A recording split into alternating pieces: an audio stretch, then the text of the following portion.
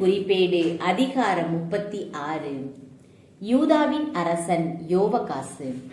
பின்னர் நாட்டு மக்கள் யோசியாவின் மகனான யோவகாசை அவருக்கு பதிலாக எருசலேமில் அரசனாக்கினர். யோவகாசு அரசனான போது அவனுக்கு வயது 23. அவன் எருசலேமில் 3 மாதங்கள் ஆட்சி செய்தான். எகிப்திய மன்னன் அவனை எருசலேமில் பதவியிலிருந்து நீக்கிய பின் 4000 கிலோகிராம் வெள்ளியும் 40 கிலோகிராம் பொன்னும் கப்பமாக செலுத்துமாறு மக்களுக்கு ஆணையிட்டான். எகிப்திய மன்னன் யோவகாசின் சகோதரன் எலியாக்கிமிற்கு யோயாக்கிம் என்று பெயர் மாற்றம் செய்து அவனை யூதாவுக்கும் எருசலேமுக்கும் அரசனாக்கினான். பின்பு நெக்கோ யோவகாசை எகிப்துக்கு இட்டுச் சென்றான். யூதாவின் அரசன் யோயாக்கிம். யோயாக்கிம் அரசனான போது அவனுக்கு வயது 25. அவன் எருசலேமில் 11 ஆண்டுகள் ஆட்சி செய்தான். அவன் கடவுளாம் ஆண்டவரின் பார்வையில் தீயனவே செய்தான்.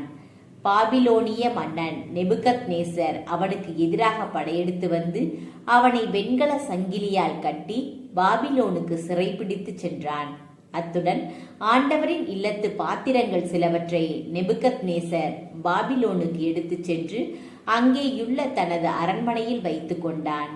யோயாக்கீமின் பிற செயல்களும் அவன் செய்த அருவருப்பானவையும் அவனுக்கு எதிராக காணப்பட்டவை யாவும் இஸ்ரேல் யூதா அரசர்களின் குறிப்பேட்டில் எழுதப்பட்டுள்ளன. அவனுக்கு பின் அவன் மகன் யோயாக்கீம் அரசனானான். யூதாவின் அரசர் யோயாக்கீம். யோயாக்கீம் அரசனான போது அவனுக்கு வயது 8. எருசலேமில் அவன் 3 மாதம் 10 நாள்களே ஆட்சி செய்து ஆண்டவரின் பார்வையில் தீயன செய்தான். ஆதலால் அவ்வாண்டின் இறுதியில் மன்னர் நெபுகத்நேசர் தனது படையை அனுப்பி கைதியான அவனையும் அவனுடன் ஆண்டவரின் இல்லத்தில் இருந்த விலை உயர்ந்த பாத்திரங்களையும் கொண்டு வர செய்தான். பின்பு அவன் சிற்றப்பன் செதேக்கியாவை அவனுக்கு பதில் யூதா எருசலேமுக்கு அரசனாக்கினான். யூதாவின் அரசன் செதேக்கியா. செதேக்கியா அரசனான போது அவனுக்கு வயது 21. அவன் எருசலேமில் 11 ஆண்டுகள் ஆட்சி செய்தான். அவன் கடவுளாம் ஆண்டவரின் பார்வையில் தீயனவே செய்தான். ஆண்டவர் பெயரால் பேசிய இறைவாக்கினர் எரேமியா முன் தன்னையே தாழ்த்தி கொள்ளவில்லை. எருசலேமின் வீழ்ச்சி.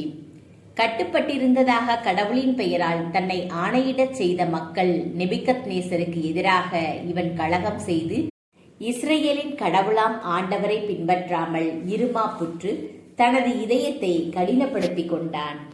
அதுபோல் குருக்களின் தலைவர்களும் மக்களும் வேற்றினத்தாரின் அனைத்து அருவருப்புகளையும் தொடர்ந்து செய்து உண்மையற்றவர்களாய் ஆண்டவர் தமக்காக எருசலேமில் தூய்மையாக்கி இருந்த திருக்கோவிலை மேலும் தீட்டுப்படுத்தினர். அவர்கள் மூதாதையரின் கடவுளாம் ஆண்டவர் தம் மக்களின் மீதும் தம் உறைவிடத்தின் மீதும் இரக்கம் கொண்டு தம் தூதர்களை மீண்டும் மீண்டும் அவர்களிடம் அனுப்பினார்.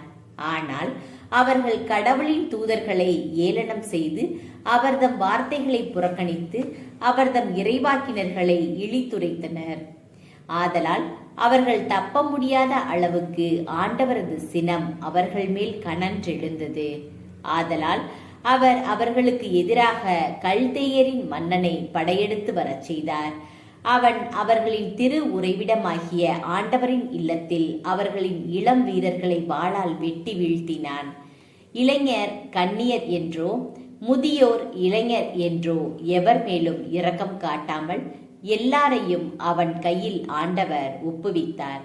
கடவுளின் இல்லத்து எல்லா சிறிய பெரிய பாத்திரங்களையும் அதன் கருவூலங்களையும் அரசனிடமும் அவன் அதிகாரிகளிடமும் இருந்த செல்வங்கள் அனைத்தையும் பாபிலோனுக்கு கொண்டு சென்றான். கடவுளின் இல்லத்தை அவர்கள் எரித்து எருசலேமின் மதில்களை தகர்த்தனர். அங்கிருந்த அனைத்து அரண்மனைகளையும் தீக்கிரையாக்கி விலை உயர்ந்த பொருள்கள் அனைத்தையும் அழித்தனர். மேலும் அவன் வாளுக்கு தப்பியவர்களை பாபிலோனுக்கு நாடு கடத்தினான். பாரசீக அரசு எழும்பும் வரை அங்கேயே அவர்கள் அவனுக்கும் அவன் புதல்வர்களுக்கும் அடிமைகளாக இருந்தனர். நாடு ஓய்வு நாள்களை கடைபிடிக்காததால் 70 ஆண்டுகள் பாழாய் கிடக்கும் என்று எரேமியா உரைத்த ஆண்டவரின் வாய்மொழிகள் இவ்வாறு நிறைவேறின. யூதர்கள் எருசலேமிற்கு திரும்புமாறு சைரசு கட்டளையிடல்.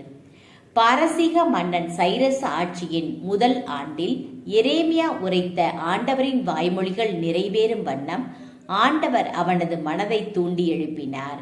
எனவே அவன் தனது நாடு முழுவதற்கும் மடல் வரைந்து அறிவித்தது யாதெனில், பாரசீக மன்னனாகிய சைரசு என்னும் யாம் கூறுவது இதுவே: விண்ணக கடவுளாம் ஆண்டவர் மன்னக அரசுகள் எல்லாவற்றையும் எனக்கு அளித்துள்ளார். மேலும் யூதாவில் உள்ள எருசலேமில் அவருக்கு திருக்கோவில் எழுப்புமாறு எனக்கு பணித்துள்ளார். எனவே அவருடைய மக்களாக இருப்பவர் அங்கு செல்லட்டும். கடவுளாம் ஆண்டவர் உங்களோடு இருப்பாராக.